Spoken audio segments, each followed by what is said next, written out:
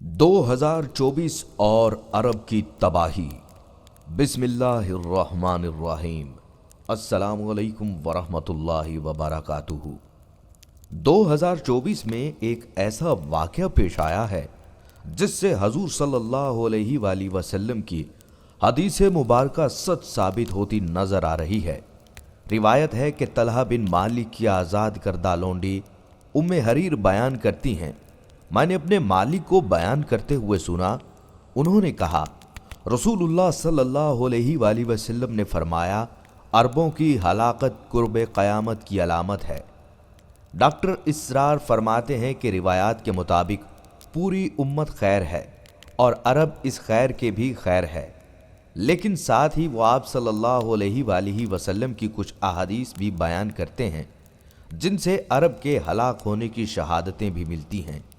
आपको बताते चलें कि सऊदी हुकूमत ने हाल ही में एक ऐसा कारनामा सरंजाम दिया है जो इससे पहले कभी किसी ने सोचा भी ना होगा। एक हिंदू भारतीय औरत जिसका नाम समरीति ईरानी है, उसे नंगे सर पूरे स्टेट प्रोटोकॉल के साथ मदीना मुनव्वरा, मस्जिद कुबा और ओहद पहाड़ का दौरा करवाया गया है। आपकी मालूमात में इजाफे के लिए बताते चलें, ये दुनिया की वो वाहिद औरत बन गई है जो यूं मुकद्दस मकामात के करीब गई है। और सोने पर सुहागा ये मुसलमान भी नहीं है, बल्कि एक शिद्दत पसंद मुल्क की नुमाइंदा एक ऐसी औरत है जो खुद भी मुसलमानों के खिलाफ बयान देती नजर आती है। इसे इन मुकद्दस मकामात पर ले जाकर सऊदी हुकूमत ने तमाम मुसलमानों के न सिर्फ जज्बात मजरूह किए हैं बल्कि अल्लाह की हुक्मदूली भी की है। सूरह तौबा में इरशाद होता है, ऐ ईमान वालो, मुशरिक नीरे नापाक हैं तो इस साल सन 9 हिजरी के बाद वो मस्जिद हराम के पास ना आएं। इस हुक्म से जाहिर होता है कि मुशरिकीन का दाखला हुर्मत वाली तमाम जगहों पर ममनू है। इस वीडियो में आपको अरब की हलाकत और तबाही के असबाब बताएंगे। इसके अलावा समरीति ईरानी के दौराए अरब के अगराज व मकासद से भी आगाह करेंगे। आज की वीडियो बहुत अहम है, इसलिए आपसे गुजारिश है कि वीडियो को आखिर तक लाजमी देखिएगा। नाजरीन, अरबों को अल्लाह ताला ने बेहद फजीलत बख्शी है क्योंकि हमारे प्यारे नबी सल्लल्लाहु अलैहि वसल्लम अरब से ताल्लुक़ रखते हैं और इन्हीं लोगों में उन्हें माबूस किया गया था। और सबसे बढ़कर अल्लाह ताला ने अपनी आखिरी किताब कुरान मजीद अरबी में ही नाजिल फरमाई, जिसकी वजह से अरबों को तमाम दुनिया में एक अलग मकाम हासिल है। इसके अलावा भी अल्लाह ताला ने अरबों को न सिर्फ तमाम उम्मत मुसलमा पर फजीलत बख्शी है बल्कि बाकी दुनिया में भी वो बुलंद मकाम रखते हैं। मगर अफसोस की बात यह है कि उन्होंने इस इम्तियाजी हैसियत का पास नहीं रखा, बल्कि इनकी अशराफिया यानी उमरा के तबका ने अल्लाह की अता करदा नेमतों और इम्तियाजी हैसियत की कदर नहीं की।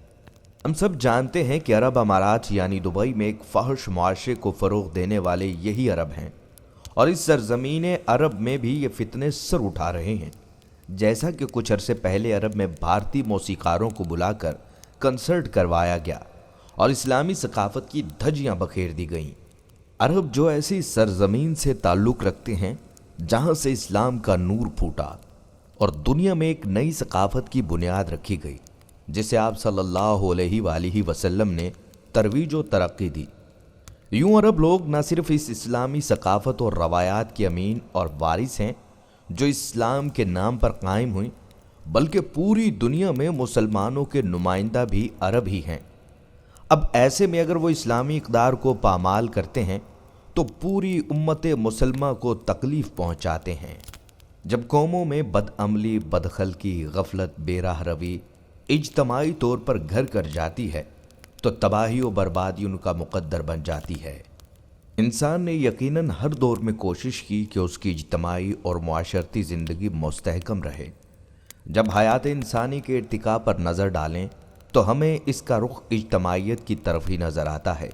तारीख़ इंसानी ने मुख्तलिफ़ मुआशरे तश्कील दिए और गर्दिश ज़माना ने मुख्तलिफ़ मुआशरों को पैवंदे खाक भी किया। जब वो इज्तमाई तौर पर फितरत के ख़िलाफ़ चलें, जब वो कानून कुदरत को तोड़कर उसकी नाफरमानी और गुस्ताखी करें और खुदा के मुअय्यन करदा असूलों से इन्हिराफ करें, बनीनो इंसान को इनफिरादी बदअमली की सज़ा दुनिया में नहीं मिलती, इसका हिसाब किताब आखिरत में है। मगर जब कौमें इज्तमाही तौर पर बदअमल हो जाएं तो इसकी सज़ा दुनिया में ही मिल जाया करती है। जब कौमों में बदअमली, बदखलकी, गफलत, बेराह रवी इज्तमाही तौर पर घर कर जाती है ना, तो तबाही और बर्बादी उसका मुकद्दर बन जाती है। और तारीख़ ने ऐसे कई मनाज़र देखे हैं।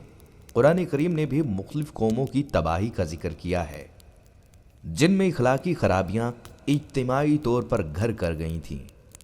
कुरान करीम की सूरह इनाम में अल्लाह ताला फरमाते हैं, क्या उन्होंने नहीं देखा कि हमने उनसे पहले कितनी कौमों को हलाक कर दिया, जिन्हें हमने ज़मीन में ऐसा मजबूत पायदार इक़्तिदार दिया था कि ऐसा इक़्तिदार तुम्हें भी नहीं दिया। और हमने उन पर लगातार बरसने वाली बारिश भेजी और हमने उनके मकानों मोहल्लात के नीचे से नहरें बहाईं।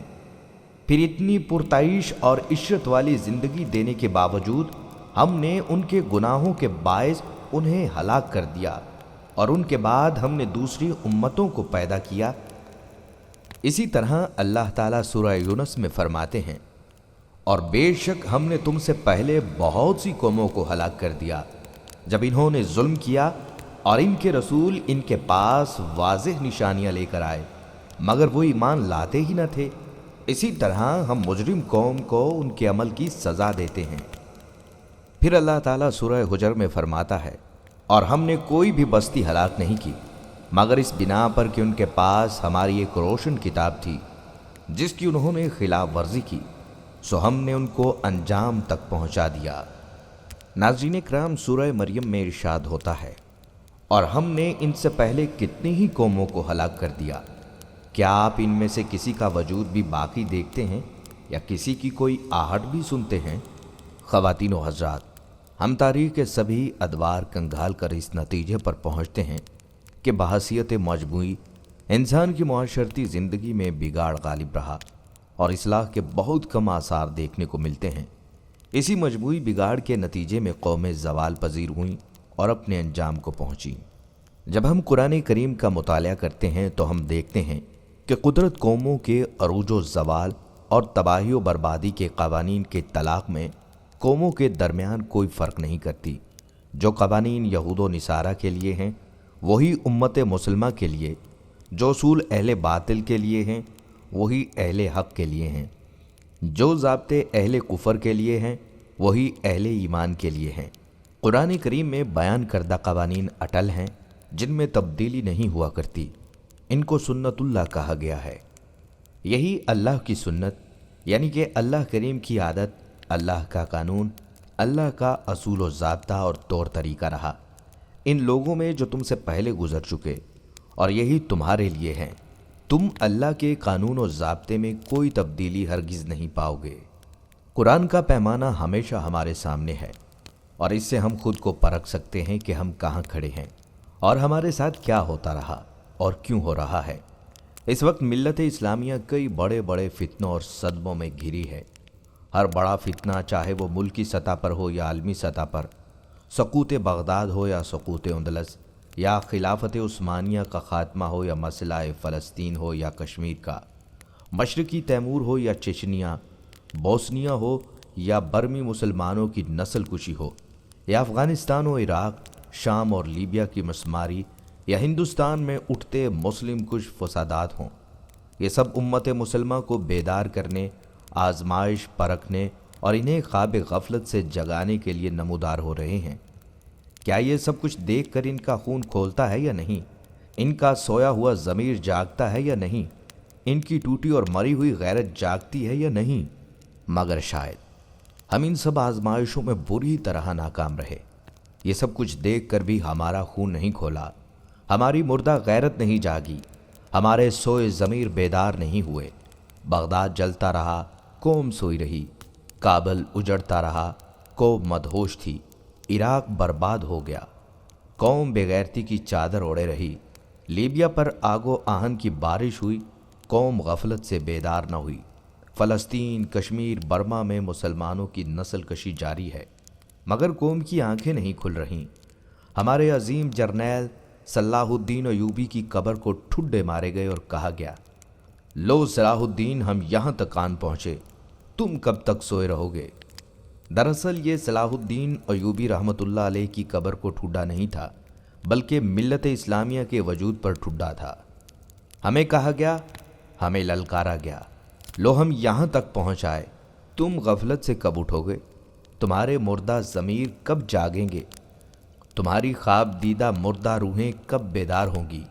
لو ہم آ گئے ہیں مقابلے کو، مگر افسوس ہم نے دشمن کی للکار پر کان نہیں دھرے۔ ہم 313 تھے تو زمانے کی کایا پلٹ تھی، آج ہم 1.5 ارب ہیں مگر کوئی حیثیت نہیں رکھتے، بے جان مٹی کا ڈھیر ہیں۔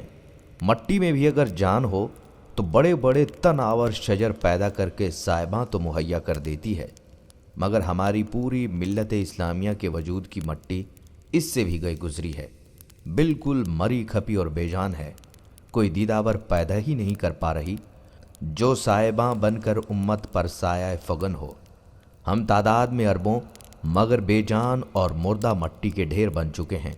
ہمارے حکمران بے غیرتی اور بے حسی کی چادر اوڑھ کر سو چکے ہیں، ان کی مذہبی حمیت اور غیرت دینی دم توڑ چکی ہے، انہیں دین و ملت کے ساتھ ہونے والی کسی بھی اونچ نیچ پر کوئی دکھ اور صدمہ نہیں پہنچتا۔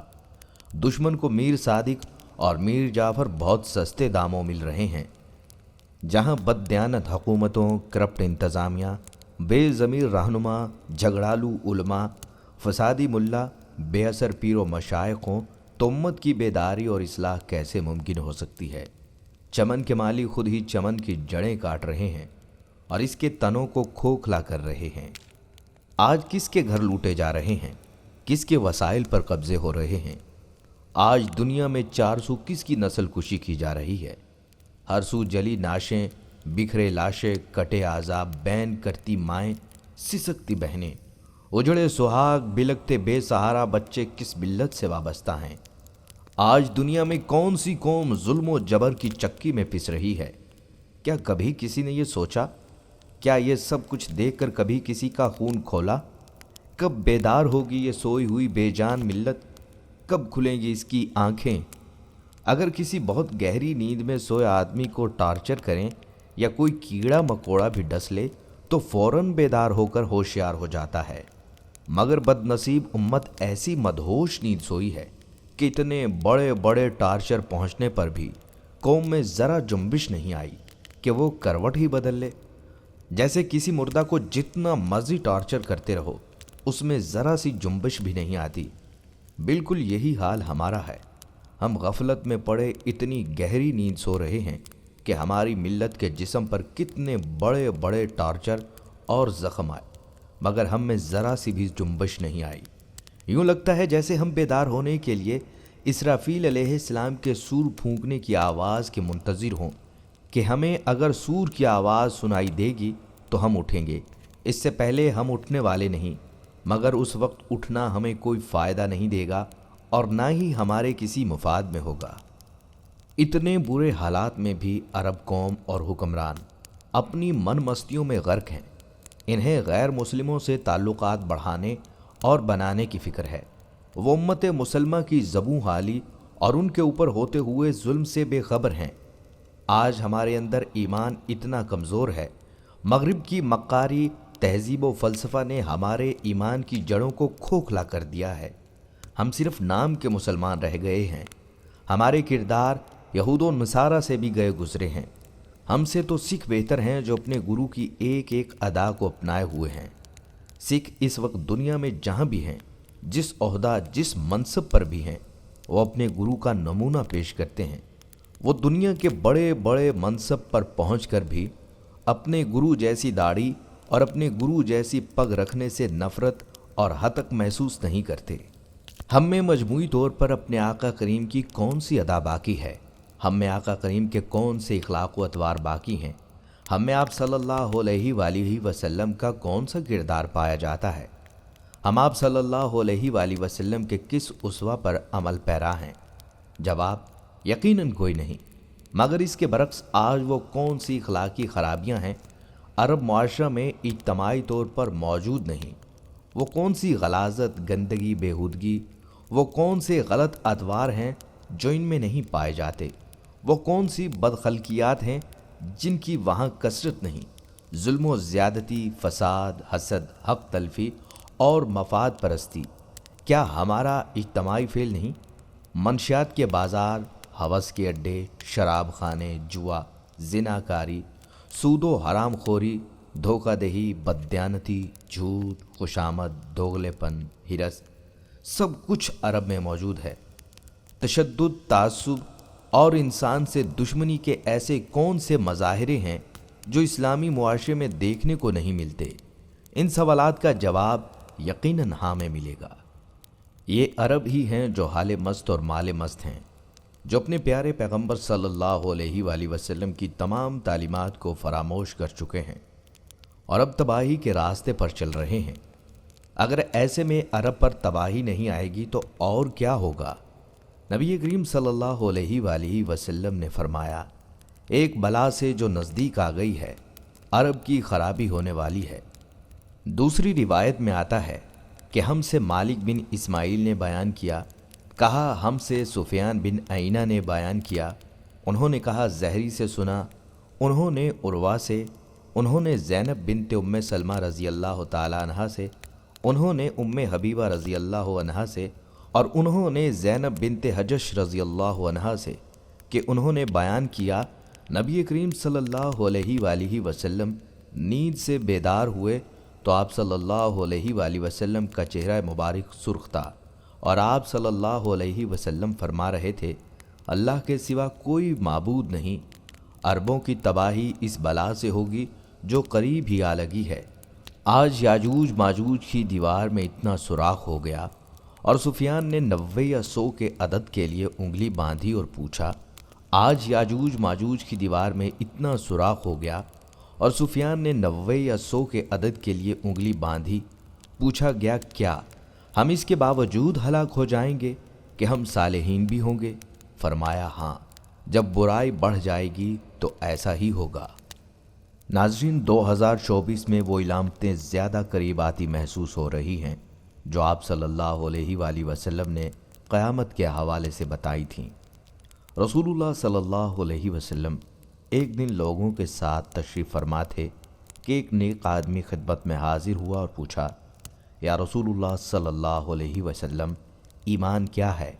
حضرت صلی اللہ علیہ وآلہ وسلم نے فرمایا کہ یہ ایمان ہے کہ تم اللہ اور اس کے فرشتوں، رسولوں اور اس کی ملاقات پر ایمان لاؤ اور قیامت کے دن پر ایمان لاؤ۔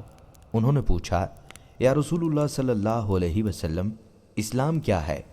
حضرت صلی اللہ علیہ وآلہ وسلم نے فرمایا کہ اسلام یہ ہے کہ تنہا اللہ کی عبادت کرو اور کسی کو اس کا شریک نہ ٹھہراؤ، نماز قائم کرو اور فرض زکوٰۃ ادا کرو اور رمضان کے روزے رکھو۔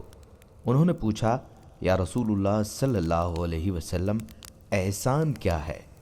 حضرت صلی اللہ علیہ وآلہ وسلم نے فرمایا کہ احسان یہ ہے کہ تم اللہ کی اس طرح عبادت کرو گویا کہ تم اسے دیکھ رہے ہو، ورنہ یہ عقیدہ لازماً رکھو کہ اگر تم اسے نہیں دیکھتے تو وہ تمہیں ضرور دیکھ رہا ہے۔ انہوں نے پوچھا، یا رسول اللہ صلی اللہ علیہ وسلم، قیامت کب ہوگی؟ حضرت صلی اللہ علیہ وآلہ وسلم نے فرمایا کہ جس سے پوچھا جا رہا ہے خود وہ سائل سے زیادہ اس کے واقع ہونے سے متعلق نہیں جانتا۔ ہاں، البتہ میں تمہیں اس کی چند نشانیاں بتاتا ہوں۔ جب عورت ایسی اولاد جنے جو اس کے آقا بن جائیں تو یہ قیامت کی نشانی ہے۔ جب ننگے پاؤں، ننگے جسم والے لوگ لوگوں پر حاکم ہو جائیں تو یہ قیامت کی نشانی ہے۔ قیامت بھی ان 5 چیزوں میں سے ہے جسے اللہ کے سوا اور کوئی نہیں جانتا۔ بے شک اللہ ہی کے پاس قیامت کا علم ہے، وہی مینا برساتا ہے اور وہی جانتا ہے کہ ماں کے رحم میں کیا ہے، یعنی لڑکا یا لڑکی۔ پھر وہ صاحب اٹھ کر چلے گئے تو حضرت صلی اللہ علیہ وسلم نے فرمایا کہ انہیں میرے پاس واپس بلا کر لاؤ۔ لوگوں نے انہیں بہت تلاش کیا تاکہ آپ صلی اللہ علیہ وآلہ وسلم کی خدمت میں دوبارہ لائیں، لیکن ان کا کہیں پتہ نہیں تھا۔ پھر آپ صلی اللہ علیہ وسلم نے فرمایا، یہ صاحب جبرائیل تھے جو انسانی صورت میں لوگوں کو دین کی باتیں سکھانے آئے تھے۔ ناظرین، آپ نے قیامت کی نشانیوں میں سے ایک نشانی یہ بھی بتائی تھی کہ قیامت کے قریب عرب ممالک تباہ ہو جائیں گے اور ان ممالک میں ایسی تباہی آئے گی کہ کوئی روکنے والا نہیں ہوگا۔ عالم کفر ان پر ایسے چڑھ دوڑے گا جیسے بھوکے لوگ کھانے پر ٹوٹ پڑتے ہیں۔ خواتین و حضرات، امریکہ کے معروف میگزین نے اس حوالے سے اب تک کا سب سے خطرناک آرٹیکل شائع کیا تھا۔ میگزین کے کور پر چین اور امریکہ کے درمیان حالیہ کشیدگی اور سپر پاور کی جنگ کے حوالے سے چین کا جھنڈا بنا کر اس میں بتایا گیا تھا کہ چین امریکہ سے معاشی جنگ تو جیت جائے گا، لیکن دجالی قوتیں اسے جیتنے نہیں دیں گی۔ آرٹیکل میں یہ بھی کہا گیا کہ عرب دنیا کے سنہرے دور کا خاتمہ ہونے والا ہے اور اس کی تکلیف سارا علاقہ محسوس کرے گا۔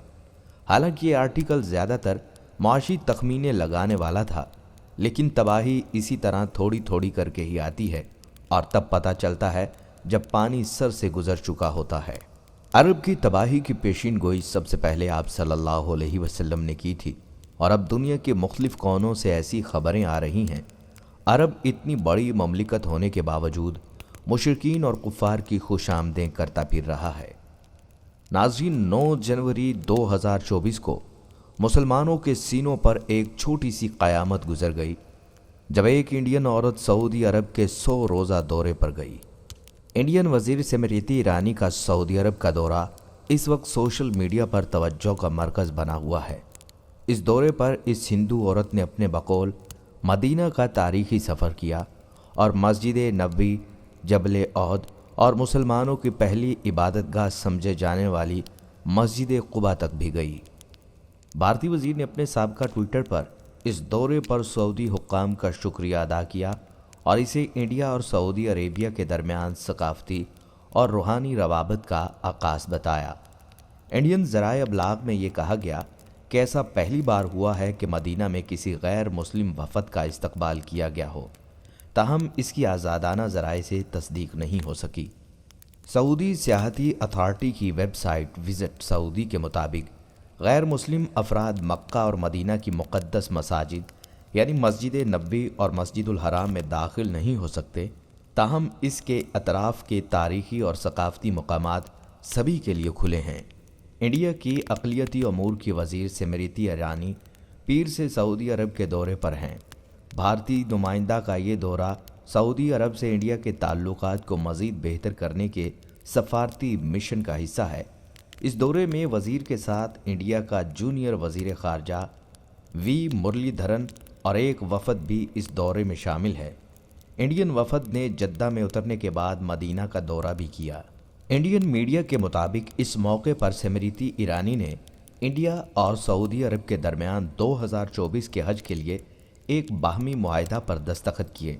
اس کے تحت 2024 کے حج کے لیے انڈین عازمین کی تعداد 1,75,025 طے کی گئی ہے۔ اس خاتون وزیر نے انڈین عازمین کے لیے بہترین سہولیات فراہم کرنے کی غرض سے انڈین حج رضاکاروں، حکام اور عمرہ کے لیے آئے انڈین شہریوں سے بات چیت بھی کی۔ مزید یہ کہ سعودی عرب میں مقیم انڈین شہریوں اور وہاں کے بزنس وفد سے بھی بات چیت کی گئی۔ دلی سے BBC کے نامہ نگار شکیل اختر کے مطابق انڈیا اور سعودی عرب کے درمیان اقتصادی تعلقات مسلسل بڑھ رہے ہیں اور سعودی کمپنیاں انڈیا میں بڑے بڑے پیمانے پر سرمایہ کاری کر رہی ہیں۔ سعودی عرب میں 25 لاکھ سے زائد انڈین شہری مختلف شعبوں میں کام کر رہے ہیں۔ انڈین میڈیا نے اسمرتی ایرانی کے مدینہ میں استقبال کو غیر معمولی اور تاریخی قرار دے دیا۔ انڈیا کے سرکاری ٹی وی چینل دوردرشن نے اپنی خبر میں کہا ہے کہ مرکزی وزیر اسمرتی ایرانی خارجی امور کے وزیر مملکت وی مرلی دھرن کے ہمراہ سعودی عرب کے شہر مدینہ کے تاریخی دورے پر ہیں۔ دوردرشن کی رپورٹ میں دعویٰ کیا گیا کہ یہ پہلا موقع ہے جب ایک غیر مسلم وفد کا استقبال مدینہ میں کیا گیا ہو۔ اس سے انڈیا اور سعودی عرب کے غیر معمولی رشتوں کی عکاسی ہوتی ہے۔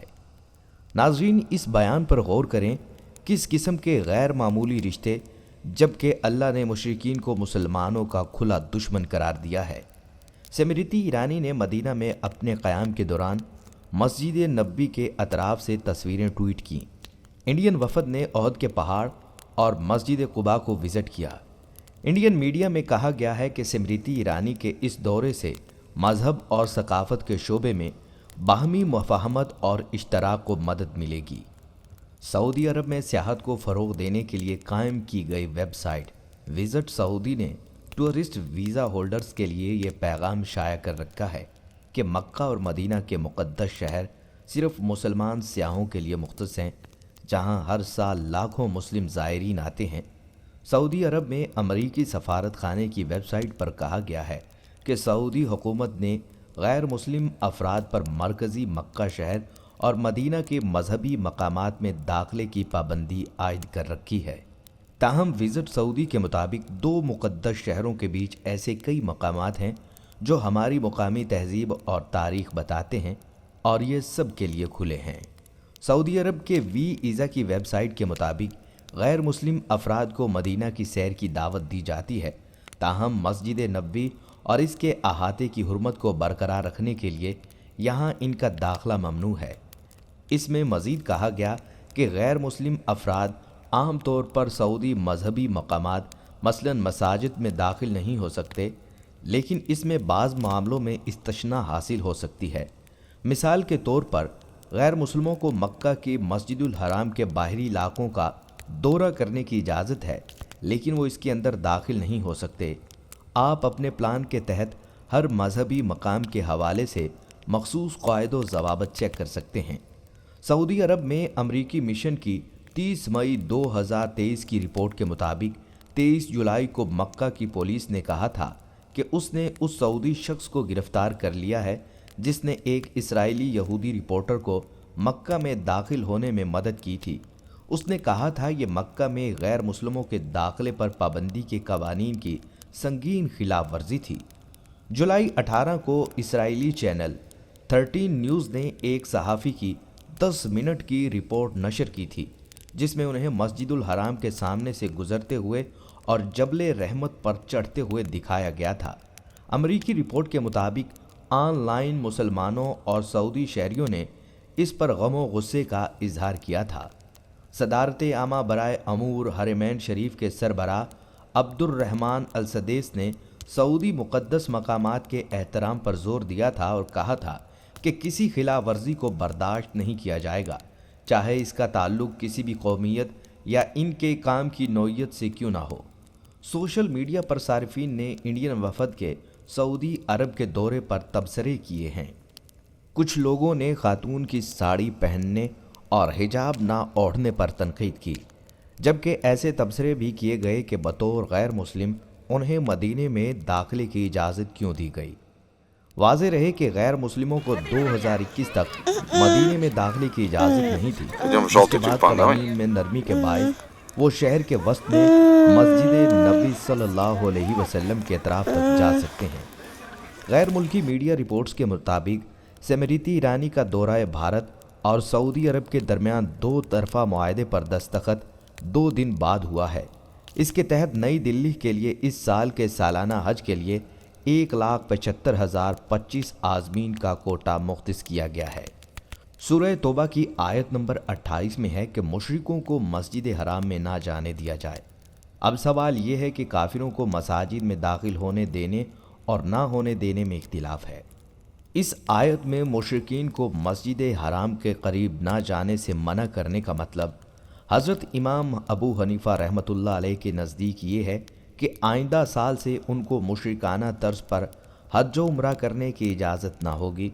और इसकी दलील वो हदीस है कि आपने हज़रत अबू बकर सिद्दीक़ रज़ी अल्लाह तआला अन्हो और हज़रत अली रज़ी अल्लाह तआला अन्हो के ज़रिया मौसम हज में जो ऐलान बर्रात कर दिया था वो इसी का ऐलान था।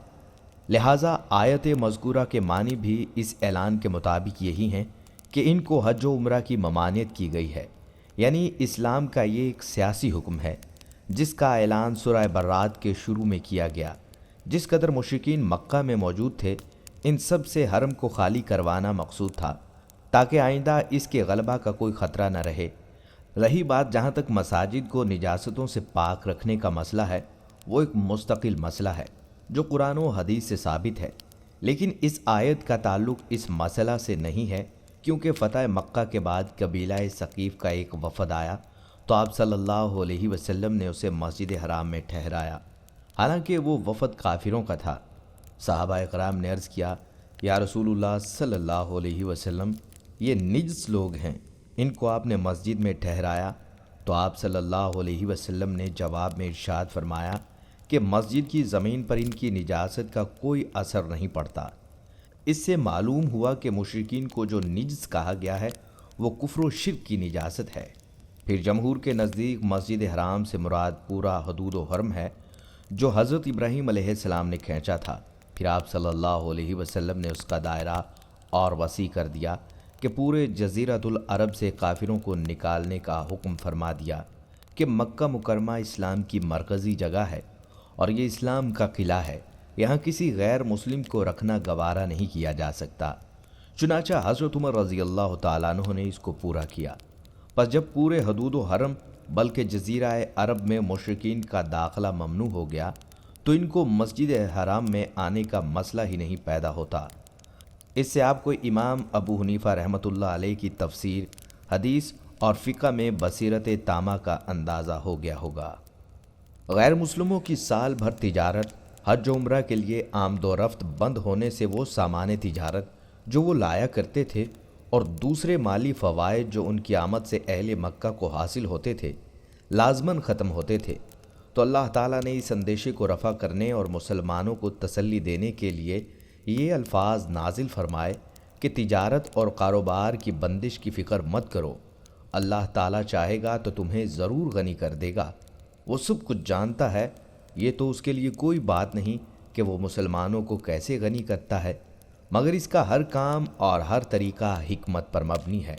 چنانچہ اس کے بعد فتوحات عالم کا وہ سلسلہ شروع ہوا کہ کیسر و کسریٰ کے خزانے مسلمانوں کے ہاتھ آئے اور وہ سب اللہ کے فضل سے غنی ہو گئے۔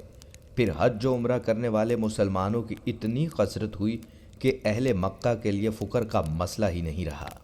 اس وقت تقریباً 35 سے 40 لاکھ حاجیوں نے حج ادا کیا ہے اور حکومت سعودیہ کا اندازہ ہے کہ چند ہی سال میں یہ تعداد 1 کروڑ تک پہنچ جائے گی، اور حکومت اس کے مطابق باقاعدہ حرم کی عمارات اور رہائشی عمارات کی توسیع کے منصوبے پر نہایت تیزی سے عمل کر رہی ہے۔ خواتین و حضرات، کچھ ایسی روایات بھی ملتی ہیں جس کے مطابق یہودی اور عیسائیوں کو اس معاملے میں کچھ رعایت مل سکتی ہے، جبکہ مشرکین اور بت پرستوں کے لیے سخت ہدایات ہیں۔ اب ایسے میں اس قدم کو اور پروٹوکول کو سعودی عرب کا ایسا عمل قرار دینا بالکل جائز ہے جو انہیں تباہی اور قیامت کی جانب ایک قدم آگے بڑھا دے گا۔ یہ عورت جو ننگے سر مقدس مقامات پر گھومتی نظر آ رہی ہے، اکثر میڈیا پر مسلمانوں کے خلاف زہر اگلتی نظر آتی ہے۔ یہ مسلمانوں کو حج کی سہولیات دلوانے نہیں بلکہ اندر کے کھاتے اور اپنے ذاتی مفادات کی خاطر سعودی حکومت سے مل بیٹھی ہے۔ اس کے لیے آپ کو دونوں ممالک کے تعلقات بتاتے ہیں۔ کچھ ماضی میں دیکھا جائے تو تقریباً 4 سال پہلے جب سعودی عرب کے ولی عہد محمد بن سلمان انڈیا کے پہلے دورے پر آئے تھے تو وزیر اعظم نریندر مودی پروٹوکول کو نظر انداز کرتے ہوئے خود ہوائی اڈے پر پہنچا اور گلے مل کر ان کا پرتپاک استقبال کیا۔ محمد بن سلمان کا یہ دورہ محض رسمی نہیں تھا بلکہ اس کے ذریعے اسٹریٹجک اور سفارتی حلقوں میں کئی پیغامات دیے جا رہے تھے۔ محمد بن سلمان سعودی عرب کے وزیر دفاع بھی ہیں۔ سعودی عرب اور انڈیا کے تعلقات بنیادی طور پر تیل کے ارد گرد مرکوز تھے، لیکن اسٹریٹجک امور کے ماہرین کا خیال ہے کہ گزشتہ چند سال میں یہ تعلقات اب تیل کے علاوہ دفاعی تعاون پر آ گئے ہیں۔ وزیر اعظم نریندر مودی نے سعودی عرب کے دورے کے دوران وہاں کے انگریزی اخبار عرب نیوز سے بات کرتے ہوئے واضح کیا، سعودی عرب اور انڈیا کو سیکیورٹی کے حوالے سے ایک جیسے خدشات ہیں۔ دفاعی اداروں کے قیام کے بارے میں بات کرتے ہوئے مودی نے دونوں ممالک کے درمیان اسٹریٹجک تعاون پر بھی زور دیا۔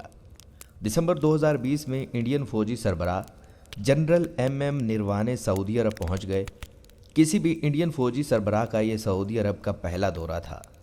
اسٹریٹجک امور کے ماہر اور لندن کے کنگز کالج میں بین الاقوامی امور کے شعبہ کے سربراہ ہریش وی پنت نے بی بی سی سے بات کرتے ہوئے کہا کہ آج تک کی تاریخ میں انڈیا کی سب سے کامیاب خارجہ پالیسی خلیجی ممالک میں یا وسطی ایشیا کے ساتھ ہے۔ सऊदी न्यूज़ का ये भी कहना था कि कोरोना वबा के बावजूद इंडिया और सऊदी अरब के फ़ौजी अफसरान एक दूसरे के ममालिक के अदारों में तरबियत हासिल कर रहे थे। पिछले साल से भी पहले दोनों ममालिक की बहरी अफवाज ने मुश्तरका मशकें भी की थीं। तो क्या वजह है कि तेल से शुरू होने वाले इस रिश्ते में तब्दीली आ रही है? और तो और खलीजी ममालिक ने इसराइल के हवाले से अपनी पॉलिसी तब्दील करके सफारती ताल्लुकात बहाल कर लिए हैं।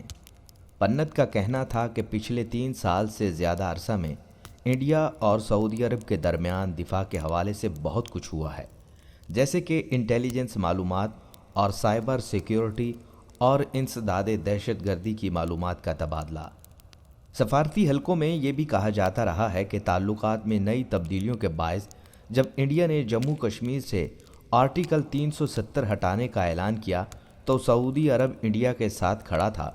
इसके अलावा भी ऐसे कई मामले सामने आए हैं जब सऊदी अरब ने वाज़ेह किया कि वो इंडिया के अंदरूनी मामलात में मुदाखलत नहीं करेगा। इंडिया के ताल्लुकात न सिर्फ सऊदी अरब बल्कि मुत्तहिदा अरब अमारात के साथ भी काफ़ी बदल चुके हैं। यही वजह है कि इस वक्त मुत्तहिदा अरब अमारात भी जम्मू कश्मीर के खित्ता में कई प्रोजेक्ट्स में पैसा लगा रहा है। हरीश पन्नत का कहना है, एक वक्त था जब कहा जाता था कि पाकिस्तान का सऊदी अरब के साथ ऐसा ताल्लुक़ है जैसे चोली दामन का साथ। ताहम अब पाकिस्तान की बजाय सऊदी अरब ने इंडिया के साथ अपने दिफाई ताल्लुकात को मजबूत करना शुरू कर दिया है और वो इंडिया के करीब आ रहा है और इसका सेहरा मोहम्मद बिन सुलेमान और वज़ीर आज़म नरेंद्र मोदी को जाता है। माहिरीन का कहना है कि पहले इंडिया के सऊदी अरब के साथ सिर्फ तजारती ताल्लुकात थे, क्योंकि इंडिया वहाँ से 18% ख़ाम तेल दरामद करता था, लेकिन अब ये ताल्लुकात दरामद से ज़्यादा हो गए हैं। सऊदी अरब के फ़ौजी कमांडर लेफ्टिनेंट जनरल फ़हद बिन अब्दुल्ला को इंडियन साख्त के मिसाइल, ड्रोन, हेलीकॉप्टर, बख्तरबंद गाड़ियाँ और तोप खाना दिखाया गया था। सऊदी फ़ौज के कमांडर के साथ फ़ौजी वफद को बताया गया, इस बार इंडिया ने मुल्क के दिफाई बजट का 25% हिस्सा दिफा से मुतल्लिक स्टार्टअप्स और दिफा से मुतल्लिक तहकीक और तरक्की के लिए मुख्तस किया। वजह साफ है कि अरब जैसा मुस्लिम मुल्क इंडिया जैसे इस्लाम दुश्मन मुल्क के साथ अपनी जड़ें मजबूत कर रहा है और वजह है हिरस, तमा और पैसा। अरब मुल्क खुद अपनी तबाही की जानिब कदम आगे बढ़ा रहा है और इसके बारे में क़यामत की निशानियां पूरी हो रही हैं। माहिरीन का ख्याल है कि मशरिक़ वस्ता की मौजूदा सूरत हाल के पेश नज़र सऊदी अरब स्ट्रेटजिक तौर पर मज़ीद मजबूत होना चाहता है और वो भी अमरीका से दूरी के बावजूद। ऐसे में इंडिया के साथ बेहतर ताल्लुकात बनाने में उनके लिए कोई रुकावट नहीं। खारजा और स्ट्रेटजिक अमूर के माहिर सीनियर सहाफ़ी मनोज जोशी का कहना था कि ताल्लुकात में ये तब्दीली की शुरुआत सऊदी अरब की जानिब से हुई, जहां कभी पाकिस्तान की फ़ौज की एक पूरी ब्रिगेड सऊदी अरब में तैनात हुआ करती थी। जोशी कहते हैं कि मोहम्मद बिन सुलेमान ने बहुत सी तब्दीलियां करना शुरू की हैं। पाकिस्तान की ब्रिगेड को हटा दिया गया है। अब सऊदी अरब अपनी फ़ौज को जदीद बना रहा है, यहाँ तक कि अमेरिका ने वहाँ पर तैनात पैट्रियाट मिसाइलों को हटा दिया। अब सऊदी अरब तेल के बाद अपनी मईशत को मजबूत बनाने के लिए काम कर रहा है। इनका ख्याल है कि सऊदी अरब इंडिया के साथ भी बेहतर स्ट्रेटजिक ताल्लुकात इस्तेवार करना चाहता है, क्योंकि इसे किसी इस्लामी मुल्क पर भरोसा नहीं। जोशी के मुताबिक सऊदी अरब अब इस्लामी ममालिक के बारे में बहुत मोहतात है, क्योंकि इन ममालिक में मुसलमानों के अंदर मुख्तलिफ फ़िरक़ों के दरमियान कुशीदगी है। माहिरीन इस बात पर मुत्तफ़िक हैं कि सऊदी अरब के अमरीका के साथ ताल्लुकात इंतहाई पेचीदा रहे हैं, जबकि इंडिया के साथ ताल्लुकात हमेशा खुले रहे हैं। इसलिए सऊदी अरब इंडिया के साथ अपने ताल्लुकात को मज़ीद आगे ले जाएगा और आने वाले दिनों में वो इंडिया में मज़ीद सरमायाकारी भी करना चाहता है। इंडियन हुकूमत ने सऊदी तेल कंपनी आरामको के साथ भी मुआहदा किया है।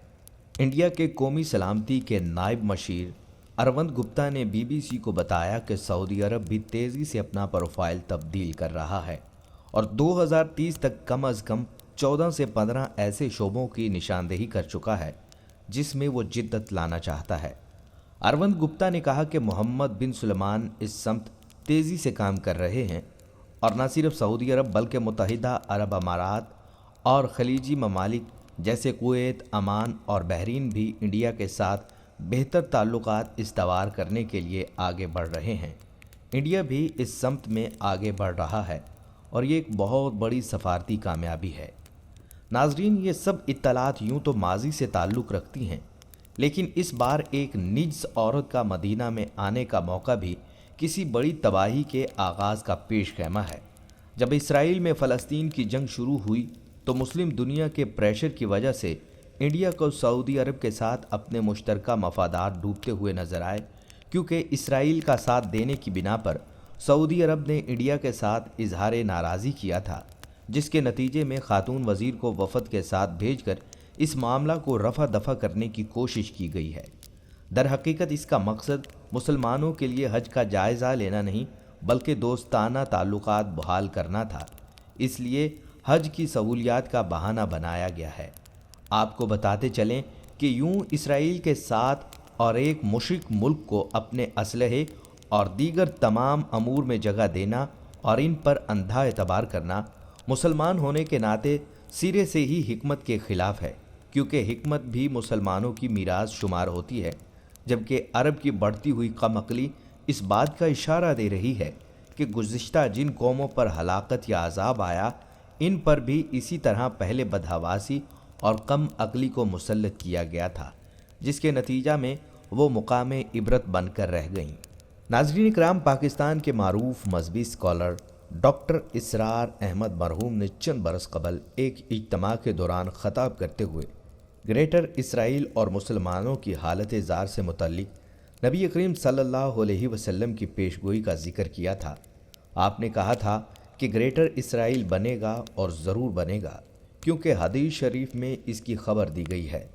تمام مسلمان ممالک مسلمانوں کے ہاتھ سے نکل جائیں گے، عراق، اردن، یہاں تک کہ ترکی بھی اور سعودی عرب کا بھی شمالی حصہ ہاتھ سے نکل جائے گا۔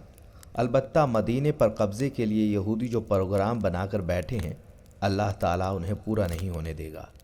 مدینے میں داخلے کی ان کو اجازت نہیں ملے گی۔ یہ سارا کچھ ہونے والا ہے۔ وہ وقت بھی آنے والا ہے جب حضور صلی اللہ علیہ وسلم کی حدیث مبارکہ کے مطابق ایک شخص کے اگر 1000 بیٹے ہوں گے تو 999 ختم ہو جائیں گے اور ایک بچے گا۔ اور یہ وقت بھی آنے والا ہے کہ حضور صلی اللہ علیہ وسلم فرماتے ہیں کہ اتنی خوفناک جنگ ہوگی جس میں بے پناہ خون ریزی ہوگی کہ پوری زمین لاشوں سے اٹ جائے گی، اور ایسا ہوگا کہ مردار خور پرندے، گدھ، چیل، کوے وغیرہ لاشوں کو نوچنے کھانے کے لیے اتریں گے، مگر نفاست پسند پرندے جو لاش کے اوپر اترنے سے گریز کرتے ہیں تو ان میں سے ایک پرندہ اڑتا چلا جائے گا اور اس کو زمین پر کہیں اترنے کی جگہ نہیں ملے گی، کیونکہ زمین ساری لاشوں سے اٹی پڑی ہوگی، یہاں تک کہ تھک ہار کر جب اس کے پر مسلسل پرواز سے جواب دے جائیں گے تو وہ گرے گا اور زمین پر موجود لاش پر گرے گا۔ یہ وقت آنے والا اور یہ وقت یہودیوں کے سپورٹرز ہیں، اس وقت ان کے ہاتھ سے نکل جائے گا۔ یہ سپورٹرز مکمل طور پر یہودیوں کے ہاتھ میں ہیں۔ ڈاکٹر اسرار کہتے ہیں کہ میرے نزدیک اس کام کے لیے اس ملعون قوم کو، جو کہ حضرت عیسیٰ علیہ السلام کے دور سے ملعون ہو چکی ہے، کو باقی رکھا گیا ہے، اس کو موقع دیا گیا ہے اور اس نے اسرائیل بنا لیا۔ تقریباً 2000 سال بعد یہ دوبارہ آباد ہوئے ہیں اس سرزمین پر جہاں سے نکال دیے گئے تھے۔ 70 عیسوی کے اندر یہ سارا کچھ کیوں ہو رہا ہے؟ اللہ تعالیٰ نے اس قوم کو استثناء کیوں دیا؟ یہ ایک بڑی تلخ بات ہے۔ قانون تعالیٰ ہے کہ اللہ تعالیٰ منحرف قوم کو اسی وقت ہلاک کر دیتا ہے، جیسا کہ ہمارے علم میں ہے کہ قوم نوح، قوم ہود، قوم عاد، قوم سمود، قوم شعیب کو صفحہ ہستی سے مٹا دیا گیا۔ ایسا سمجھیے کہ اس سارے معاملے کو درمیان سے ایک وقفہ دے دیا گیا ہے۔ حضرت عیسیٰ علیہ السلام کو اٹھا لیا گیا اور حضرت عیسیٰ علیہ السلام دوبارہ دنیا میں تشریف لائیں گے۔ یہ کیوں کیا گیا؟ اس کا جواب بہت تلخ ہے، جو آپ کے حلق سے بڑی مشکل سے اترے گی۔ یہودی قوم کو زندہ رکھا گیا، جو ملعون اور مغضوب علیہم قوم ہے۔ سورہ فاتحہ میں سب مفسرین لکھتے ہیں کہ الضالین سے مراد نصارہ لی گئی ہے اور مغضوب علیہم یہودیوں کو کہا گیا ہے۔ ایک مغضوب اور ملعون قوم کے ہاتھوں آخری امت محمد صلی اللہ علیہ وآلہ وسلم اور اس کا بھی بہترین حصہ اس پر عذاب ان کے ہاتھوں آئے گا۔ عربوں پر عذاب یہودوں کے ہاتھوں آئے گا، اس لیے یہودیوں کو بچا لیا گیا۔ اس موقع پر ڈاکٹر اسرار مرحوم ایک واقعہ سناتے ہوئے کہتے ہیں، مولانا اسرائی صاحب بتایا کرتے تھے، وہ یو پی یعنی اتر پردیش بھارت کے راجپوت تھے۔ وہ بتاتے تھے کہ ہمارے ہاں اگر کوئی نوجوان بڑی گری ہوئی حرکت کرتا تو اس کے سر پر چمار یعنی سویپر کے ہاتھوں جوتا لگوایا جاتا۔ ڈاکٹر اسرار نے کہا، اس لیے اگر راجپوت کے سر پر راجپوت کے ہاتھوں جوتا لگ جاتا تو جوتا لگنے کی تکلیف تو ہوگی، لیکن یہ تسلی رہے گی کہ چلو راجپوت کا ہی جوتا لگا۔ مگر اگر راجپوت کے سر پر چمار کا جوتا لگے تو جوتا پڑنے کی تکلیف تو اپنی جگہ، مگر چمار کے ہاتھوں جوتا لگنے سے جو ذلت کہ راجپوت کے سر پر ایک چمار کا جوتا لگ رہا ہے، یہ الگ ہے۔ امت محمدی صلی اللہ علیہ وسلم سب سے خیر امت ہے، اس لیے اس کے لیے عذاب بھی بدترین آئے گا۔ اور کن پر آئے گا؟ اس امت کا جو اصل نیوکلیس یعنی مرکزہ ہے، عرب، ان پر آئے گا، جس کے بارے میں حضور صلی اللہ علیہ وسلم کی حدیث مبارکہ ہے کہ عرب کے لیے بہت بڑی ہلاکت ہے، اور آج ہماری نظر میں آ رہا ہے کہ وہ ملعون اور مغضوب ان کے سینے میں خنجر کی طرح گھونپی گئی ہے، اور 30 کروڑ کے قریب عرب بے حمیتی، بے غیرتی، بزدلی، کمزوری اور ذلت کی مثال بنے ہوئے ہیں۔ کیا کوئی بول سکتا ہے اس اسرائیل کے خلاف؟ کیا آج کوئی بول سکتا ہے؟ 30 سے 35 لاکھ یہودی اسرائیل میں آباد ہیں، جبکہ اس سے زیادہ امریکہ میں موجود ہیں، 50 لاکھ کے قریب، اور دنیا بھر میں 1.25 کروڑ کے قریب آباد ہیں، لیکن اس قدر طاقتور ہیں کہ جو چاہتے ہیں کر جاتے ہیں۔ عراق کی ایٹمی انسٹالیشن کو تباہ و برباد کر دیا، اور اس بات سے اندازہ لگائیں کہ جب اسرائیلی طیارے عراق کی ایٹمی انسٹالیشن کو تباہ کر کے واپس گئے تو سعودی عرب کی فضا میں انہوں نے ری فیولنگ کی۔ اللہ تعالیٰ نے یہ کوڑا یعنی یہودی مسلمانوں کے لیے رکھا ہوا ہے۔ جتنا اعلیٰ مقام اللہ تعالیٰ نے عربوں کو دیا کہ ان میں آخری نبی حضرت محمد صلی اللہ علیہ وآلہ وسلم کو اٹھایا، ان کی زبان میں اپنا آخری کلام نازل کیا، تو ان کی ذمہ داری بھی بہت ہے۔ اس لیے وہ وقت قریب ہے جب یہ اپنے اعمال کے ہاتھوں آپ صلی اللہ علیہ وآلہ وسلم کی پیشین گوئی کو پورا کریں گے۔ اللہ تعالیٰ سے دعا ہے اللہ تعالیٰ ہمارا خاتمہ ایمان پر فرمائے، آمین۔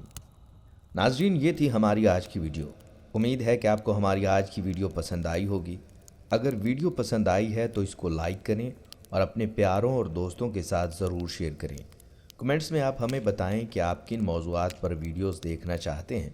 اس کے ساتھ ساتھ آپ کمنٹس میں ہم سے سوالات بھی پوچھ سکتے ہیں، لیکن یہ سب کرنے سے پہلے ہمارے چینل کو سبسکرائب کر لیں اور بیل کے بٹن کو بھی پریس کر دیں، تاکہ ہماری آنے والی مزید معلوماتی ویڈیوز کا نوٹیفیکیشن آپ کو بر وقت مل سکے اور آپ علم کے اس خزانے سے مستفید ہو سکیں۔